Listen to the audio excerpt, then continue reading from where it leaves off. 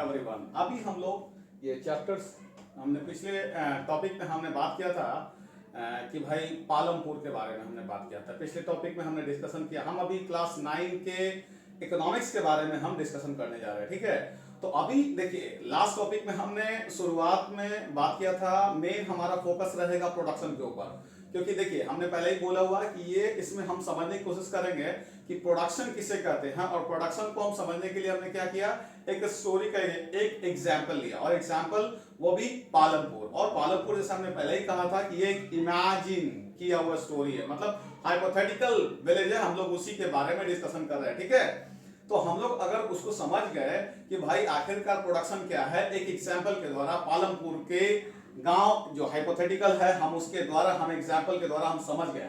फिर हमने उसके बारे में हमने देखा कि आखिरकार पालमपुर का इंट्रोड्यूस किया हमने कि कैसे कैसे प्रोडक्शन वाली एक्टिविटीज होते हैं, कौन कौन से रिसोर्सेज यूज होते हैं, क्या क्या फैसिलिटीज अवेलेबल है पालमपुर में। फिर हमने देखा कितने विलेजेस अवेलेबल है, सॉरी कितने फैमिलीज है उसमें, और फैमिली ही क्यों, फिर हमने देख लिया कि कौन दलित उसमें कितने हैं, अपर कास्ट के लोग कितने हैं, कौन कच्चा हाउस कौन पक्का हाउस, कितने पक्का हाउसेज है, कितने कच्चा हाउसेज है, ये सब हमने बात किया। फिर हमने देखा कि क्या क्या फैसिलिटीज, ट्यूबवेल्स कैसे चल रहा है, इलेक्ट्रिसिटी की अवेलेबिलिटी है इसीलिए, फिर और भी कल कारखाने चल रहे, ये सब हमने डिस्कशन किया था। इसके अलावा हमने और भी चीजों के बारे में बात किया। और भी चीजें क्या भाई, तो और भी चीजें जैसे कि हमने आपसे और भी चीजें जैसे कि स्कूल्स हैं, प्राइमरी स्कूल दो है और एक हाई स्कूल है। फिर हमने बात किया हॉस्पिटल के बारे में कि भाई एक गवर्नमेंट हॉस्पिटल है और उसके बाद प्राइवेट डिस्पेंसरी है। फिर हमने और भी चीजों के बारे में बात किया था कि भाई फार्मिंग वहां का मेन एक्टिविटी है और नॉन फार्मिंग वगैरह भी किया जाता है। ये सब चीजें हमने इसके बारे में बात किया हुआ था। ये सारे के सारे एक्टिविटीज हमने इसके बारे में डिस्कशन किया था, ठीक है। ये सब चीजें हमने डिस्कशन करने के बाद फिर हम आगे और भी चीजों के बारे में डिस्कशन किए। और भी चीजें जैसे क्या भाई, तो factors, what do you mean by production, और उसके बाद हमने फैक्टर्स ऑफ प्रोडक्शन के बारे में बात की, मतलब ऑर्गेनाइजेशन ऑफ प्रोडक्शन के बारे में बात की है। तो भाई ऑर्गेनाइजेशन ऑफ प्रोडक्शन जो हमने देखा, मतलब फैक्टर्स ऑफ प्रोडक्शन हमने देखा, तो हमने इसके बारे में एक एक करके तो डिस्कशन किया ना। हमने देखा कि किस तरह से व्हाट डू यू मीन है ना, what are the different factors of the production, और 4 फैक्टर्स ऑफ प्रोडक्शन के बारे में बात किया था हमने। Land and other natural resources, हमने उसके बारे में बात किया था। फिर हमने लेबर के बारे में बात किया, फिर हमने फिजिकल कैपिटल के बारे में बात किया, 2 तरह के फिजिकल कैपिटल। फिर हमने सबसे main important factor of production के बारे में बात किया, जो कि आपको याद होगा वो सबसे मेन कौन है भाई, तो ह्यूमन कैपिटल। फिर ह्यूमन कैपिटल किसे कहते हैं ये भी हमने समझा, और क्यों ह्यूमन कैपिटल मोर इंपॉर्टेंट है और बाकी सारे फैक्टर्स है, हम इसके बारे में जाने, ठीक है। अब जरा और चीजें आप समझने की कोशिश करेंगे कि क्या भाई, तो हम जरा जितने भी टॉपिक अभी तक पढ़ चुके हैं हम उसके बारे में, अब उससे जो जो क्वेश्चन बन सकता है हम उसके बारे में डिस्कशन करेंगे इस वीडियो में। तो आखिरी तक वीडियो देखिएगा और एकदम ध्यान से देखिए, समझते चले जाइए, और आपका बिना कहीं गए हुए, किसी भी जगह बिना पढ़े हुए इस चैप्टर की तैयारी हो जाएगी। मैं आपको यकीन दिलाता हूं कि अगर आप ध्यान से वीडियोस में देखते चले जाएंगे, आपको कहीं भी अलग दूसरे जगह जाकर के पढ़ने की आवश्यकता नहीं है, और आपको ये वीडियो पूरी तरह से समझ में आ जाएगा। बस यही ध्यान रखिएगा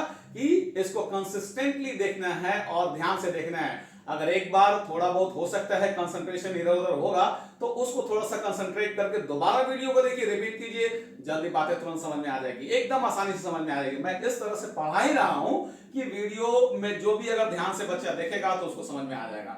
आपको कहीं कुछ करने की जरूरत नहीं है, एक बार आपने अच्छे से देख लिया वीडियो, आपको समझ में आ जाएगी। तो जरा जो जो हम टॉपिक ये दोनों पढ़ लिए हैं, तो इससे जो क्वेश्चन बन सकते हैं हम उसके बारे में बात करेंगे, ओके। तो देखिए सबसे पहली बात हम जो डिस्कशन करेंगे, जैसा कि हमने पहले ही बताया हुआ था, हमारे पास यहाँ 7 क्वेश्चंस है, इसके अलावा भी और भी क्वेश्चंस हम उसके बारे में भी डिस्कशन करेंगे।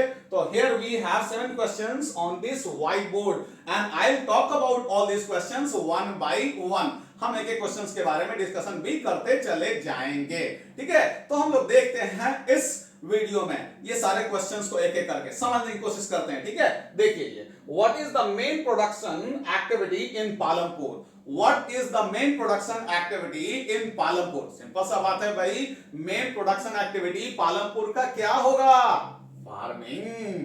Farming is the main production activity in Palampur, ये हमने समझा। Okay, let's talk about the next question, that is second question. दूसरा क्वेश्चन के बारे में हम बात करेंगे, समझने की कोशिश करते हैं। देखते हैं, what connects Palampur with neighbouring villages and towns. हमने पिछले ही हमारे पीछे के वीडियो आप देखिए पालमपुर का, the story of village Palampur part 1 और पार्ट 2 देखिए, इससे आप इन सारे के सारे सवालों को आसानी के साथ समझ पाएंगे। ठीक है, तो यहां लिख रहा है कि what connects Palampur with neighbouring villages and towns, तो कौन सा भाई, ऑल वेदर रोड्स।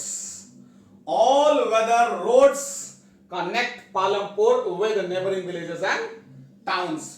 देखिए सड़कें बहुत अच्छी है पालमपुर में, जो इसको जोड़ती है, ऐसी सड़कें जो सभी वेदर में चल सकती है, पक्की सड़कें हैं यहां पर। ठीक है, बारिश में भी हो या कोई भी मौसम हो, ये सड़कें बहुत अच्छे से काम करती है। ठीक है, तो इस तरह से all weather roads connect Palampur with neighbouring villages and towns. हमने पिछले टॉपिक में बताया था कि इसके सबसे पास वाला ऐसे दो विलेज, सॉरी एक विलेज और एक टाउन के बारे में हमने बात किया था, रायगंज एंड शाहपुर के बारे में। ओके, तो हमने इसके बारे में भी बात किया था। चलिए ठीक है, आगे देखते हैं next question. Okay, what facilities are available in Palampur for education and health. Education और हेल्थ के लिए कौन कौन से आखिरकार क्या फैसिलिटीज अवेलेबल है। अभी हमने पिछले वीडियो को आप सिंपली गो थ्रू कीजिए, बाकी दोनों वीडियो से इन सभी सवालों के जवाब आपको अपने आप आ जाएंगे, लेकिन फिर भी हम यहाँ डील कर दे रहे हैं इन सारे के सारे क्वेश्चंस के आंसर्स, ताकि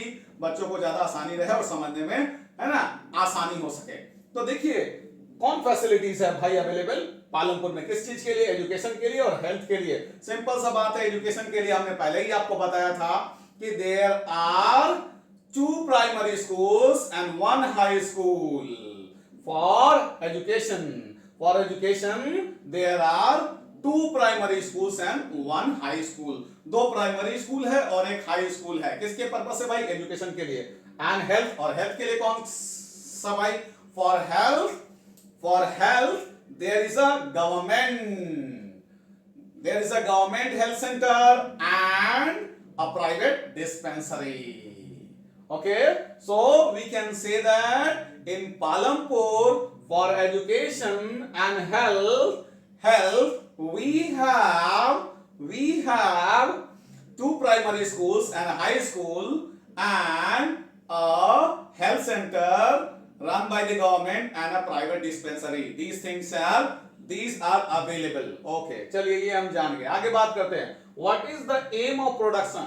एम ऑफ प्रोडक्शन क्या है, तो एम ऑफ प्रोडक्शन को हम आसानी के साथ समझ सकते हैं भाई, the aim of the production is to produce desired goods and services.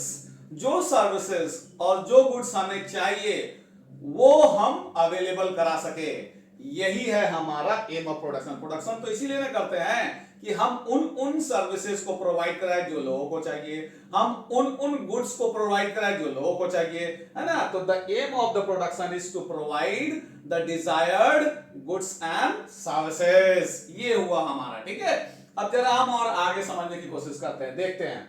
Name the 4 requirements for production of goods and services. 4 requirements बताइए जो प्रोडक्शन के लिए जरूरी है। किस चीज के लिए, किस चीज का प्रोडक्शन, गुड्स एंड सर्विसेज का। तो जो गुड्स एंड सर्विसेज के प्रोडक्शन के लिए जरूरी है वो 4 रिक्वायरमेंट्स बताइए। सिंपल सा बात है भाई, ये जो रिक्वायरमेंट्स है घबराना नहीं है, ये 4 रिक्वायरमेंट्स का मतलब 4 फैक्टर्स ऑफ द प्रोडक्शन। आसानी से बता दीजिएगा, land, labour, physical capital and human capital. Okay, तो यही आपका चारों आसानी के साथ बता दीजिएगा। तो अगर हम इनको बोले जाएगा कि एक्सप्लेन कीजिए, तो सिंपल सा बात है, आप एक्सप्लेन भी कर पाइएगा। तो पहला वाला first factor, first requirement, that is land and other natural resources including forest, mineral and water. Second वाला क्या भाई, लेबर। लेबर क्या है भाई, तो this is the factor which is available in abundance. खास करके हमारे पास 2 तरह के वर्कर्स हैं। कौन कौन भाई, तो पहला स्किल्ड, दूसरा अनस्किल्ड। ठीक है, तो स्किल्ड लेबरर्स इतने आसानी से अवेलेबल नहीं होते, मतलब जो पढ़े लिखे होते हैं, जैसे doctors, engineers, teachers, lawyers, professors, ये सब नहीं। So there are the scarcity of the educated and skilled workers, while in abundance unskilled workers are available, जबकि अनस्किल्ड वर्कर्स बहुत सारे अवेलेबल है, आपको आसानी के साथ मिल जाएंगे, एक बुलाई का 50 आएंगे, वर्कर की कहीं कमी नहीं है। ठीक है, आगे देखते हैं और समझते हैं। ठीक है, अभी देखिए, तो ये हो गया हमारा दो। ठीक है, तीसरा वाला, थर्ड हो गया कौन भाई? Physical capital. फिजिकल कैपिटल किसे कहते हैं? तो physical capital a variety of inputs which are required at each level of production. A variety of inputs which are required at each level of production is called physical capital.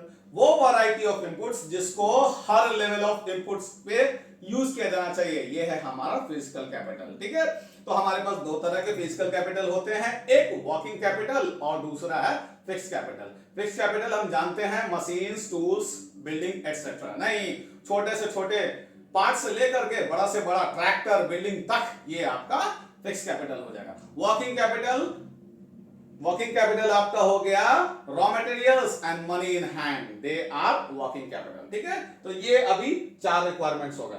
What do you mean by physical capital? अभी तुरंत हमने उसको define किया, a variety of inputs which are used at every level of the production, that is called physical capital। तो हम इसके बारे में भी समझ गए, हमने इसको समझा। ठीक है, आगे और देखते और समझने की कोशिश करते हैं। ठीक है, last define fixed capital and working capital अभी हमने बता दिया। ठीक है, तो भाई ये आखिरकार फिक्स्ड कैपिटल क्या है? All those inputs which are used over a longer period of time, or you can say which are used for a longer period of time, they are called, है ना, they are the example of fixed capital। Example आपका हो जाएगा, है ना, tools, machines, building etcetera. ठीक है, फिर और इसके बाद आता है वर्किंग कैपिटल। वर्किंग कैपिटल क्या है भाई? तो all those you can say raw materials, है ना, means working capital that includes raw materials and money in hand, मतलब उसको इनपुट के रूप में हम यूज करते हैं, है ना। तब भाई चाहे वो रॉ मटेरियल हो तो या मनी इन हैंड हो तो that is called working capital. तो working capital is raw materials and money in hand which are used in the process of production, these are called working capital।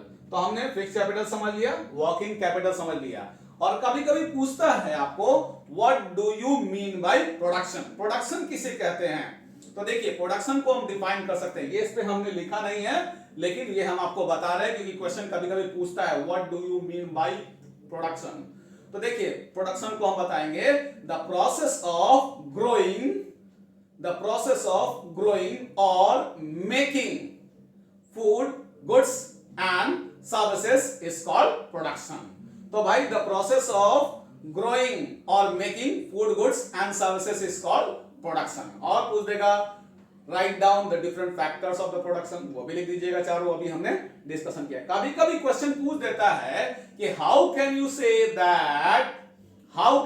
That human capital is more important than any other या all other factors of production. आप कैसे कह सकते हैं कि human capital से बढ़िया है, ज्यादा बड़ा है, ज्यादा इंपॉर्टेंट है, ह्यूमन कैपिटल ज्यादा इंपॉर्टेंट है बाकी किसी भी फैक्टर्स ऑफ प्रोडक्शन से?